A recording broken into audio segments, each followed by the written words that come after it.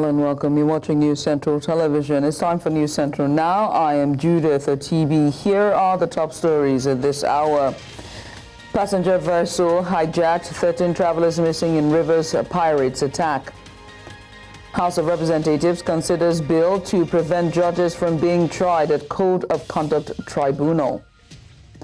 Sudan's Al Jazeera conference reports 8,000 deaths during RSF control as conflict rages on. Details in a moment.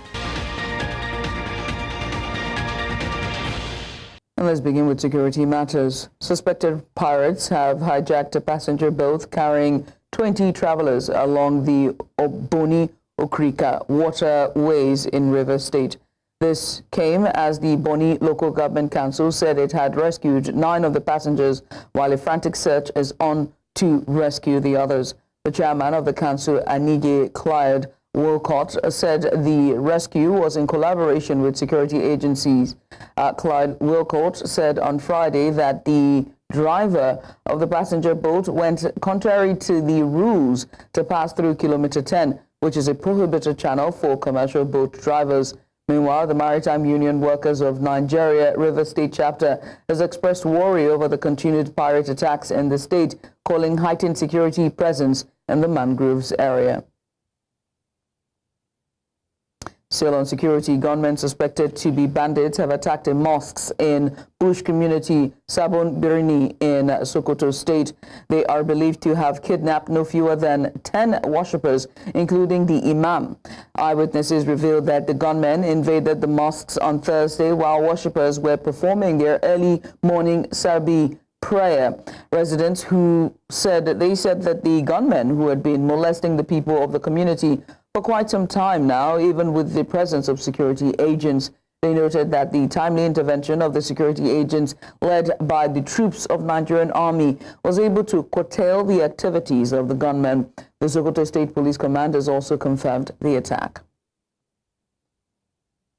And on to southeast Nigeria, where residents of Awka in Anambra state capital are urging collaboration with the security agents and government to fight insecurity in the state.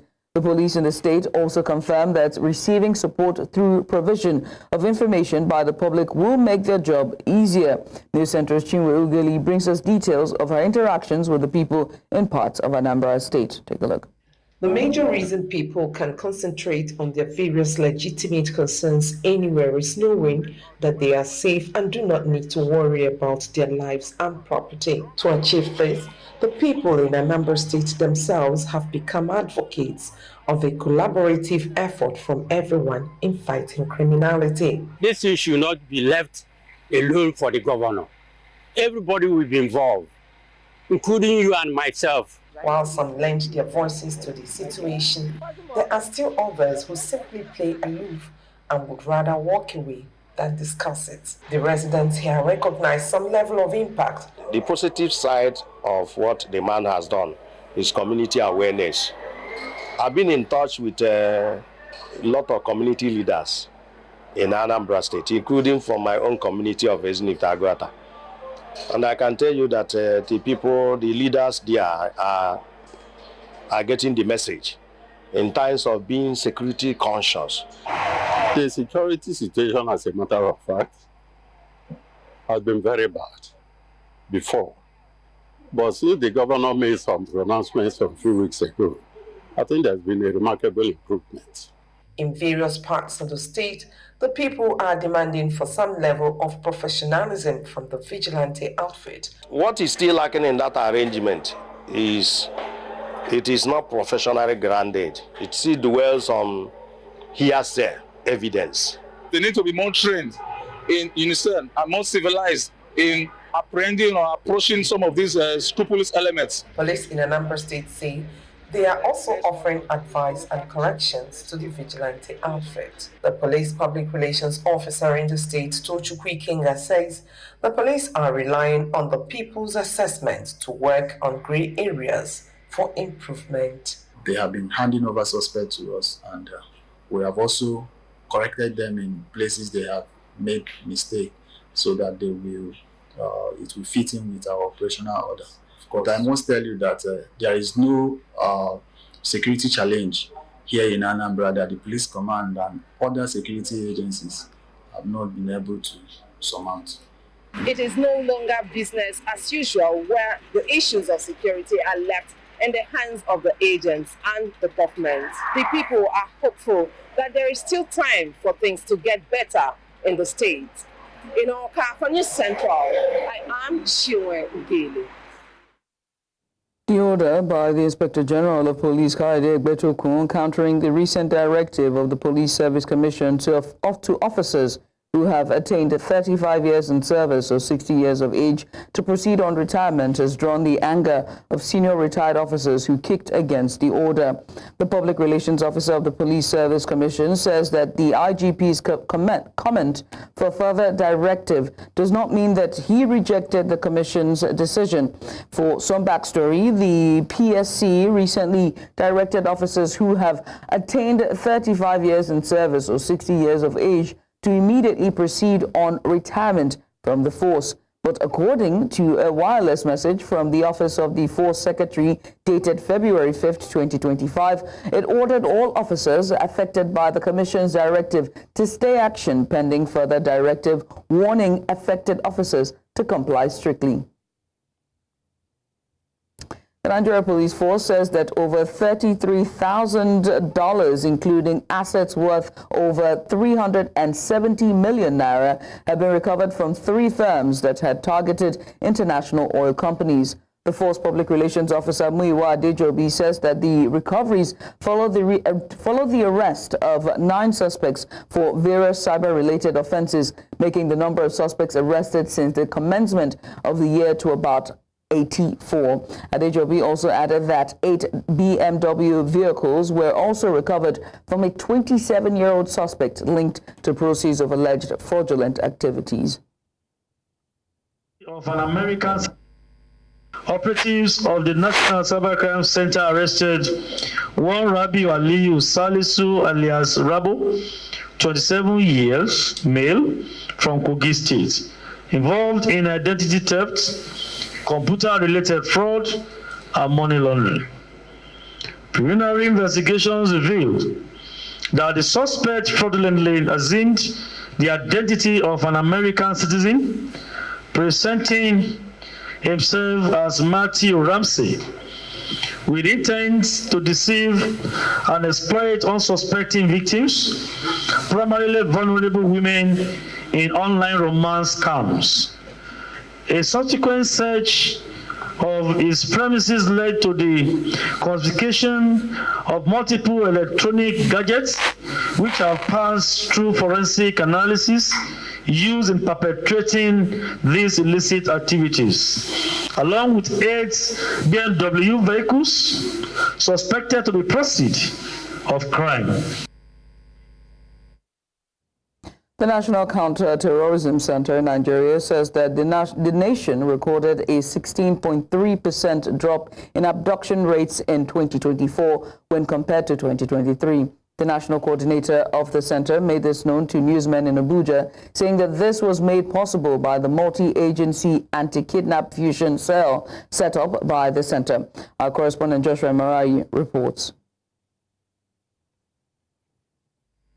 Kidnapping for ransom in Nigeria has become a multi-billion-dollar industry. With cases recorded across several states in the country, the need for government to put in measures to curb the menace has become apt. The Office of the National Security Advisor does set up the multi-agency anti-kidnap fusion cell, placed under the supervision of the National Counter-Terrorism Center, to effectively bring an end to the rampant cases of kidnapping being recorded. As a result of efforts by the current administration under the leadership of the National Security Advisor Malam Nuhu Ribadu MNI, Nigeria recorded 16.3% decrease in incidents in 2024 compared to 2023. However, the number of victims slightly increased by 0.2%. The center says that more focus was placed on the 3 states with the highest recorded cases of kidnapping in the country. Kaduna, Katsina, and Zamfara states in the northwest accounted for the highest prevalence with 13.8% of total incidents and 61% victims of the total recorded cases in 2024. The national coordinator of the center urged Nigerians to partner with government and use the National Emergency Response Number 112 to report cases related to kidnapping and suspicious activities bordering on crime. In Abuja for News Central, I am Joshua Imarayi. The European Union and Germany have pledged 39 million euros to support vulnerable individuals, including internally displaced persons in the northern Nigerian states of Borno, Adamawa, and Kebbi. The announcement was made by the head of the EU mission to Nigeria during a visit to Maiduguri, where he reaffirmed Europe's commitment to strengthening social protection for communities affected by conflict and displacement. News Central's Umar Kirawa has the details. Displaced for over a decade, families here struggle to survive after losing everything to insurgency in Nigeria's northeast. A delegation from the European Union and Germany arrives at the government house in Maiduguri, seeking to strengthen ties and explore new avenues to support vulnerable populations, including displaced persons. Very glad to announce that we have a new project with our German partners, co-funded with Germany and the European Union on social protection for the people in Borno, focusing on IDPs and vulnerable people. Some 39 million euros for Borno, Adamawa and Kebbi states.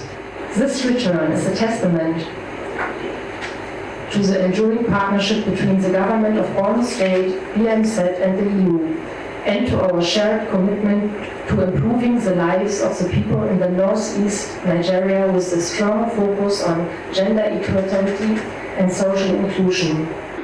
Our aim is to identify how we can best complement your efforts and initiative, Your Excellency. The strength of our partnership lies in the synergy of our combined effort.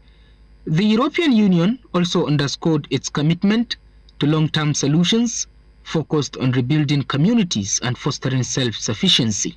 One of our priorities is to resettle our IDPs in a dignified manner, according to the Kampala Convention, which is very important. I want to sincerely acknowledge the tremendous humanitarian support that we receive from all the partners, especially from ECHO.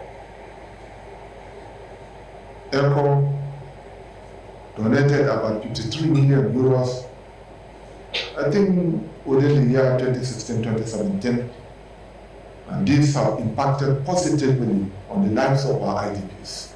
The strengthened partnership between the EU, Germany, and Nigeria is seen as a crucial step in addressing the ongoing humanitarian crisis and offering renewed hope to vulnerable Nigerians. In Maiduguri for News Central, Umaru Kirawa. And thanks to Umaru Kirawa for that report. You're watching News Now on News Central Television. We're going on a short break. When we return, the House of Reps consider bill to prevent judges from being tried at Code of Conduct Tribunal. Details of this and more after the break. Join us again. And welcome back. We continue with judicial matters. A bill seeking to insulate judicial officers from prosecution by the Code of Conduct Bureau, CCB, has been passed, which has now passed the second reading at the House of Representatives. Solomon Bob, a People's Democratic Party PDP member from Rivers State, sponsored the bill to amend Section 20 and 24 of the Code of Conduct Bureau and the Tribunal Act of 2004. The bill intends to sequester the judicial officers from prosecution until they are legally removed from office under Section 292(1) of the 1999 Constitution. The debate on the bill began on Wednesday but was suspended after it was discovered that not all members had copies of the proposed legislation. Clement Jimbo and from Akwa Ibom, Clement Jimbo from Akwa Ibom had opposed the bill, arguing that the proposed law seeks to give judicial officers immunity. And now to make sense of this, we're joined by legal practitioner Baya Sani. Baya, thank you so much for joining us. We appreciate you for doing this with us. Thank you. I beg to ask the question about, legal precedents or constitutional provisions. Are there any being considered in the bill to prevent judges from being tried at the Code of Conduct Tribunal, CCT? I think it's only about trying to amend that provision of the Code of Conduct Act that also puts judges within the purview of public officers that should have their assets declaration form submitted at the Code of Conduct Bureau, and violation of which they are liable to be tried by the tribunal if they are actually found wanting of any provisions or whatever they have declared in their Code of Conduct form. So aside from that, there's no other thing that is being considered in the bill.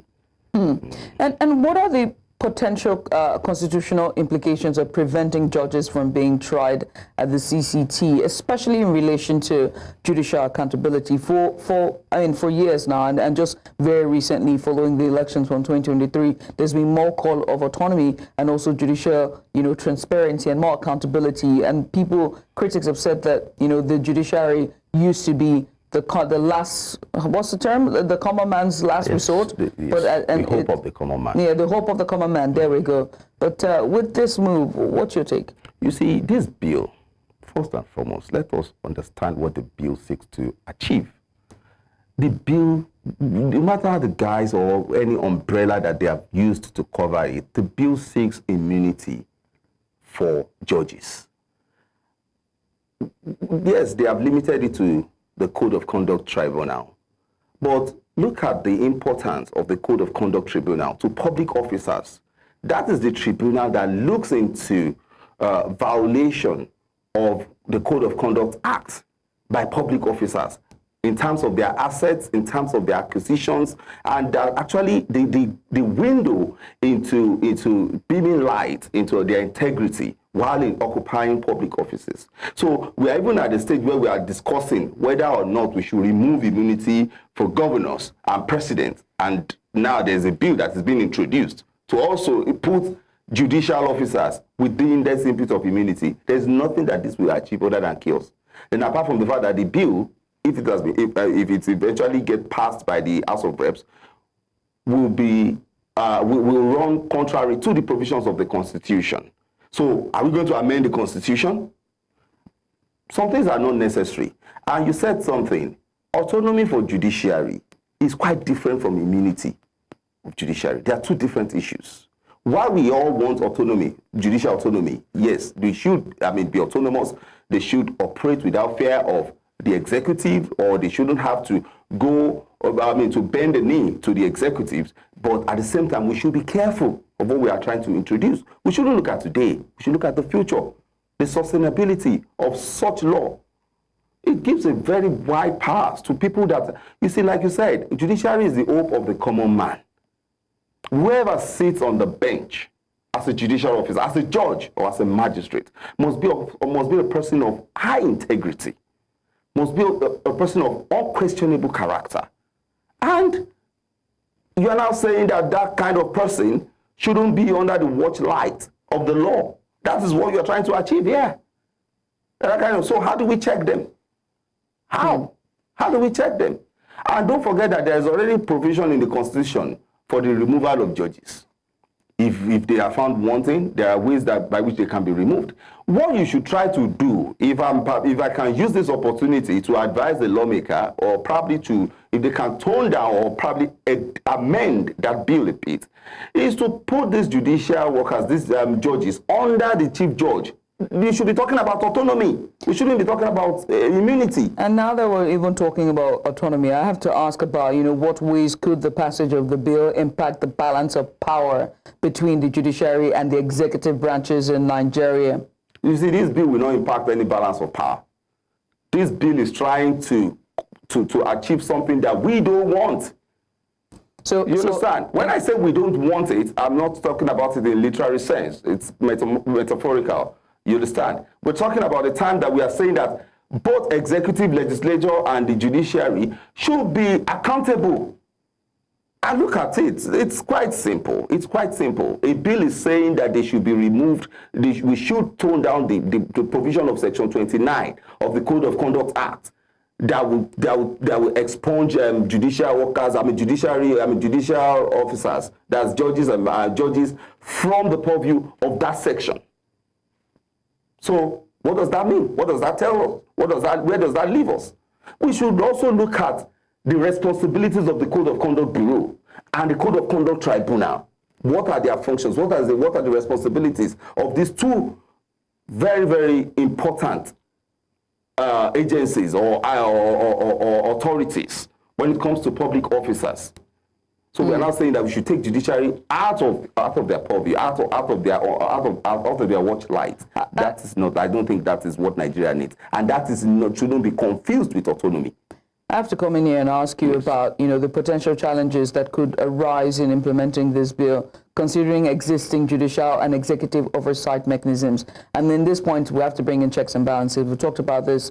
This has been continually been discussed when it comes to just the Nigerian political narrative in and of itself. Do you see this even moving further if this passes through? You see, thank you for that. You said implementing this bill, if it eventually becomes a law, that is the problem. Because there's already a provision in the Constitution that talks about removal of judges. And this bill will contradict that provision. So where does that leave us?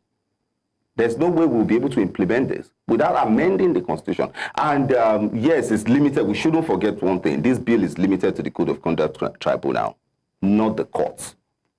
Code of Conduct Tribunal. But of course, Code of Conduct Tribunal also operates as a court in its own form. It's headed by a judge. It's headed by a judge. So if the objectives of the bill as regards accountability, if the objectives are not clear as regards accountability, then we should be careful in passing such bill.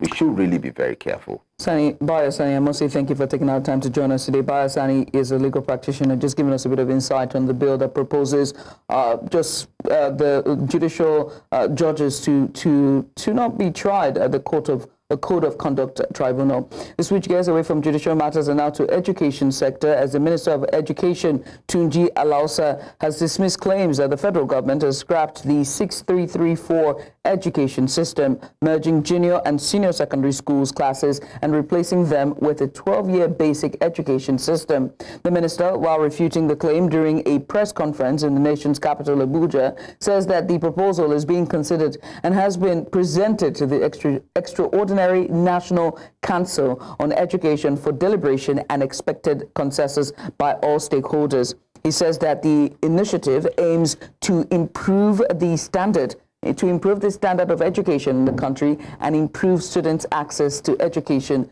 making it free and compulsory. And I want to clearly clear the sensationalization that has gone out since yesterday, that the Federal Ministry of Education, the federal government, has scrapped GSS and SS, primary school GSS and SS education. We have not. That still stays.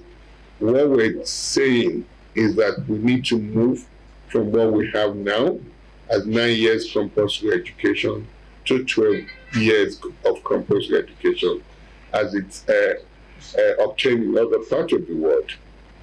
If you look back into the history of Nigeria, 30 years ago, 40 years ago, people that that went through the primary education then and got up to standard 6, if you compare the level of education, the level of instruction, even as standard 3 then, it's much better. The wife of the Niger State Governor, Fatima Bago, has called for urgent and practical action to combat sexual violence, stressing the need to protect the rights and dignity of vulnerable groups, particularly women and children. She made the appeal at the 3rd International Conference on Rape and Child Sexual Abuse, themed Encroachment, Identifying and Defining Boundaries. News Central's Bettina Onweli reports. Remains a grim reality in Niger State. Despite growing advocacy and awareness, cases of rape and child sexual abuse continue to rise.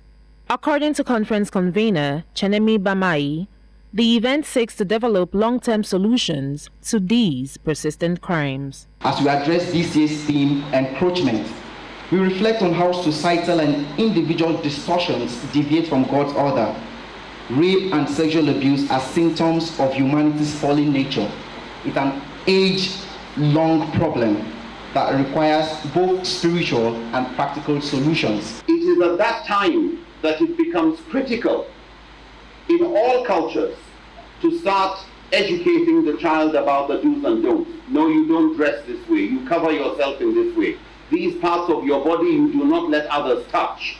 Only your parents, only your siblings can give you a bath and touch this part of your body. The wife of the Niger State Governor, Fatima Bago, highlighted the ongoing struggle against gender-based violence. She criticized the gap between discussions at conferences and actual implementation of solutions. Speaking on the theme of the conference, the Niger State First Lady stressed that encroachment goes beyond physical violations, encompassing any act that invades another person's physical, emotional, or psychological space without consent. The message, as always, is that we need to be very vigilant. We need to really watch out for each other, and then we need to know the particular places to go and report some of these cases, so that maybe if the perpetrators see that the law is really taking its full force in tackling the issue, maybe, just maybe, they will desist from such acts. This platform aims to raise awareness, educate young people on self-protection, and deter sexual violence. The role of parents and teachers in preventing abuse cannot be overemphasized, as their influence is vital in equipping the next generation with the values, awareness, and resilience to combat this societal ill. In Lagos, for News Central, I am Bettina Nwili. The Association of Maritime Truck Owners, AMATO, has raised concerns over the potential return of severe gridlock in Apapa due to what they describe as an uncontrolled and biased system for truck passage into the port. News Center's maritime correspondent Nioma Obiasuolu takes a look at these concerns. A huge concern has been raised on the looming congestion at the Lagos ports. Truckers decry the alleged discriminatory policies they face, which has seen their trucks being detained at pre-gates. Yet they are being sidelined while others gain unhindered access to the ports. This current practice of call-up racketeering, shunting and policy inconsistencies is fueling congestion along the Apapa port corridor, as when truckers get frustrated with waiting endlessly at pre-gates meant to regulate traffic, they have no other option than to bypass the normal call-up process and offer direct access, worsening road congestion. This driver is coming from Abat. This call-up can testify to his journey history. As you can see, he accessed Abat on the 28th of January. That is when he entered Abat. He had entered Abat on the 28th of January. This call-up was confirmed on the 2nd. Then, not the 2nd. Then later, he exited Abat on the 4th. So that means he spent about 7 days in Abat. He spent 7 days in Abat before he was released from Abat. And when he exited Abat on the 4th, today's date is 6. So that means the driver has spent 2 days on the road. And between here, he can still spend another 1 day. And he can not more than 1 day. He can spend 3 days. The port is not to 200. Because they will not pass this line. It is the evacuation column they will be passing. So those ones, the evacuation, around. all these ones you see, they are the evacuation they will be passing. These people buying evacuation column, this is what they are trying to avoid by buying the evacuation column at all costs. Yeah, you can see the column. This is evacuation. This is Foru terminal. Yes. No stamp, nothing. No jota. That shows his evacuation column. It's direct column. Yes. No brigades. Here in Apapa port here, we have about 4 or 5 terminals that are serving the public, right? And I said, if those terminals are to operate optimally, they should be able to do about 2,500 boxes.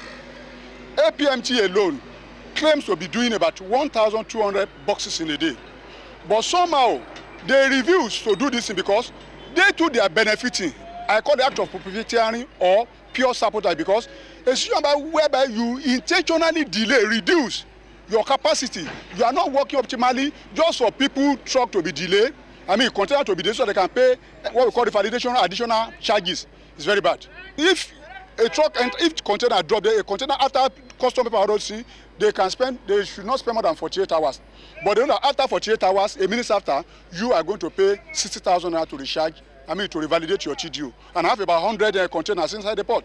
So what they do now is that they try to frustrate the process so that they will not be able to release all those trucks until after 48 hours. So in essence, you will be forced to recharge, revalidate by force. So at the end of the day, they are making money from all this because once they put it through, there won't be revalidation. So all this is now, it creates artificial scarcity.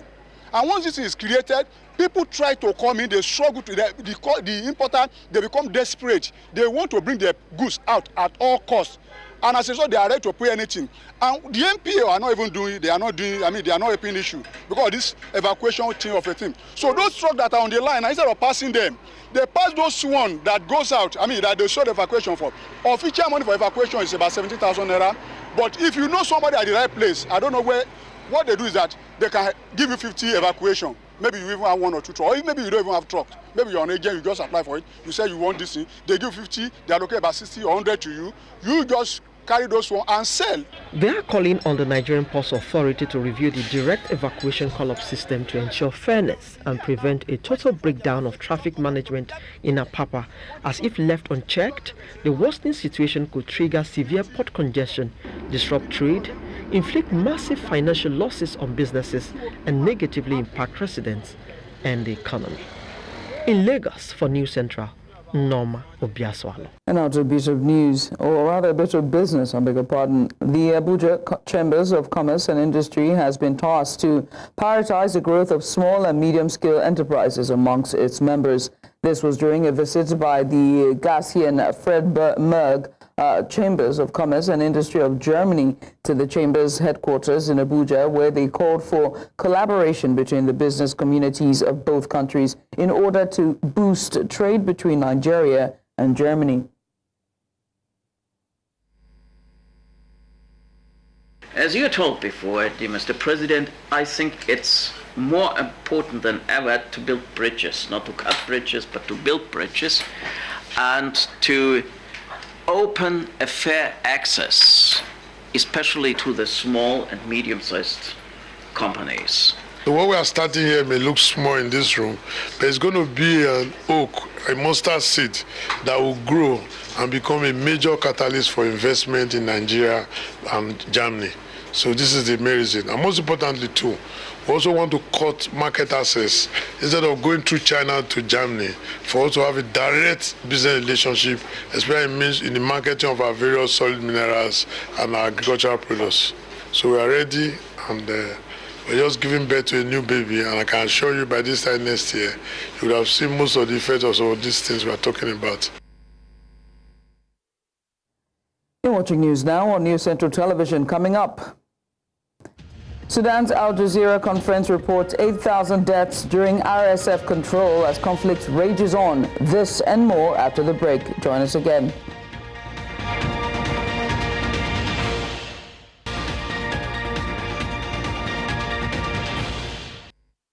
Welcome back. The Al Jazeera Conference, a local civil organization formed in response to the Rapid Support Forces control of Sudan's Al Jazeera state, says at least 8,000 people have been killed and tens of thousands injured since the RSF seized the region. The violence, which began in December of 2023 when the RSF entered Wad Madini, has continued through to January of 2025 with widespread atrocities committed against civilians, particularly women and children. The RSF has been accused of mass killings, forced displacement, arbitrary arrests, rapes, and kidnappings. An estimated 5 million people have been forced from their homes, and around 2,500 villages have been affected. In addition, 213 cases of rape have been documented, while approximately 10,000 people have been arrested or abducted, with many still unaccounted for. Civil rights group Afri Forum says President Cyril Ramaphosa and the ruling African National Congress must bear full responsibility for U.S. President Donald Trump's warning that he will halt funding to South Africa. Afri Forum CEO Kelly Curtail echoed Trump's claims, saying certain groups in South Africa face discrimination and unfair treatment. News Central's Mungani Ziziba has more. Over funding cuts to South Africa, the AfriForum is standing firm in its stance that President Cyril Ramaphosa is to blame for the Trump's administration decision. Let's take a listen to the organization's concerns that underpins their views. We wrote to the President in April last year requesting him to please not sign the Expropriation Act, to refer it back to Parliament, and also stating this would have a negative impact on investments. We were simply ignored.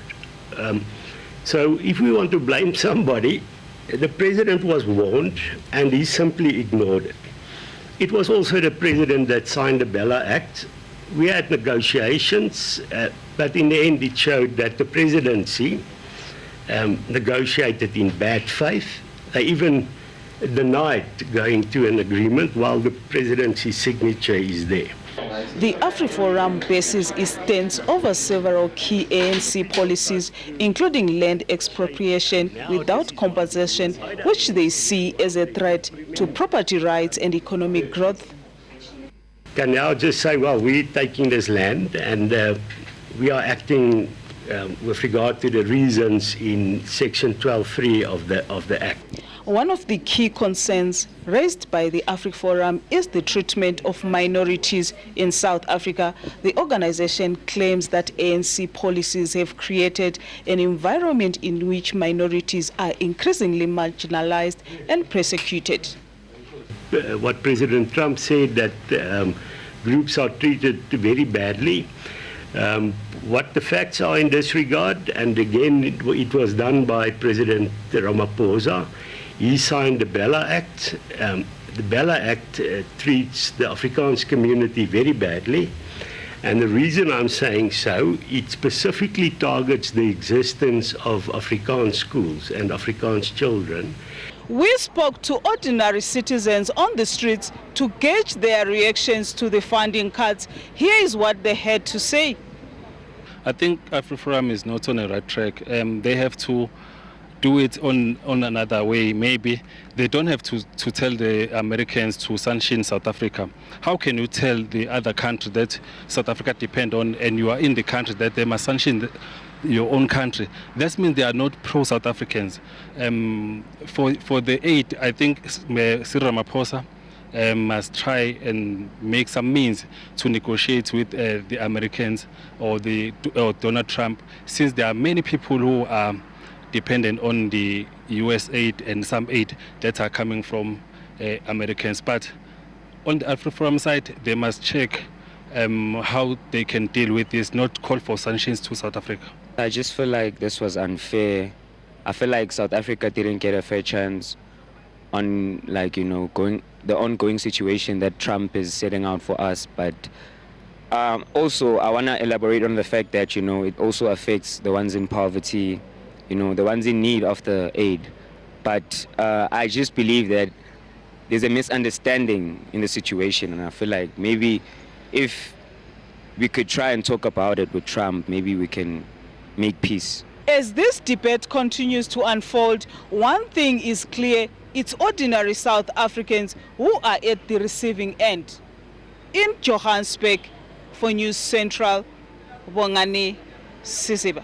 Our correspondent there live from South Africa, Bongani Ziziba, on updates following Trump's court and AfriForum's call for saying that Trump's court is justified. Let's go on a short break, shall we? When we come back, it's business news. Stay here.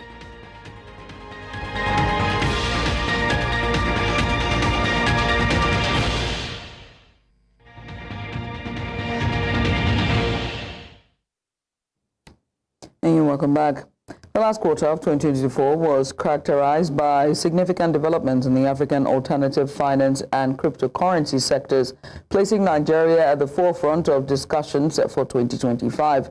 With Nigeria ranking second globally in crypto adoption, Lasbury Olumide, who is the Vice President of Global Operations and Managing Director of Yellow Card Nigeria, shared her insights on whether this reflects a progressive financial system or signifies a weak traditional banking infrastructure driving individuals towards alternatives.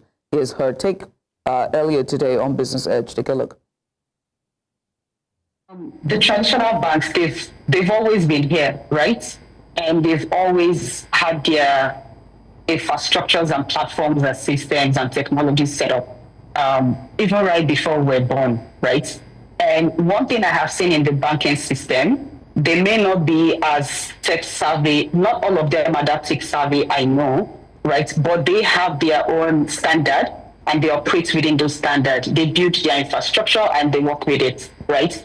I can't really say that is as a result of the traditional finance sector not being tech savvy. That's why people are now having these alternatives. Right? Fine, it might be a factor, but there are other factors that are making people to use stable coins, to use cryptocurrencies as a store of value. And one of those factors, like I mentioned before, not just particularly for Nigeria, but the rest, most African countries where we have FX shortage or FX liquidity issues, right? So people are now, is because they have to make business has to go on, right? And because they need to make transactions, because they need to push their operations, they are now turning towards getting alternative to just having swift payments cross-border, probably when they do international purchases and all that. And another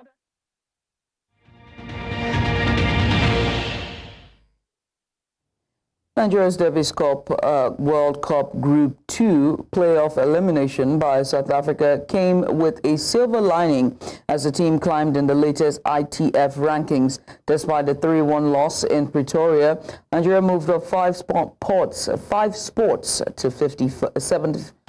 Nigeria moved up 5 sports to 77th in the world. Christopher Bulus, David Ekpeyong, Canis Abua, and Michael Emmanuel, led by coach Benson Isicheli, aimed to secure a Group 2 spot but fell short. Ekpeyong lost to Philip Hennin, while Bolus stunned Chris Van Vick. South Africa sealed victory with a doubles win and Henning's triumph over Bolus. South Africa, despite winning, dropped to 58th in the rankings. Nigeria will seek a return to the playoffs in the Africa Group 3 qualifiers in June of 2025. So Canelo Alvarez has signed a 4-fight deal with Saudi Arabia's Riyadh Season, setting up a blockbuster bout against Terence Crawford in September. The 34-year-old Mexican star will mark his Saudi debut in May before facing Crawford and competing in 2 more Saudi organized fights in 2026. Negotiations for the highly anticipated Alvarez-Crawford showdown seem to have collapsed, with Alvarez reportedly in talks to fight Jake Paul instead. However, following further discussions, Alvarez committed to the Saudi-backed agreement. Now, Crawford, the first fighter to become undisputed in 2 weight classes, holds a 41-0 record, but will enter as the underdog against the heavier Alvarez, who boasts 62 wins from 66 fights. And that's all we can take at this hour. But before we go, let's take another look at some of the major stories. A passenger vessel has been hijacked and 13 travelers missing in Rivers pirates attack. And the House of Representatives has considered bill to prevent judges from being tried at Code of Conduct Tribunal. And we also told you that Sudan's Al Jazeera conference has reported 8,000 deaths during RSF control as conflict rages on in Sudan. Do you remember they can watch News Central live on DSTV channel 4221, Star Times channel 274. Find us on Apple TV, and we're also streaming live on YouTube. Many thanks for watching. I'm Judith at TV.